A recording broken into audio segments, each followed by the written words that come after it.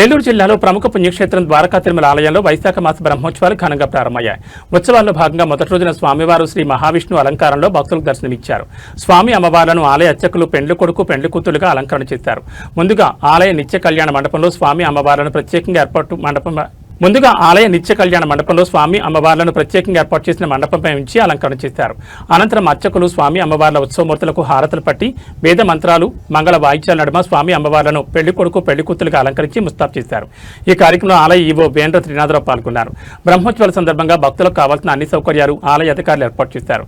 అలాగే పలు సాంస్కృతిక కార్యక్రమాలు భక్తులను కనువిందు చేశాయి.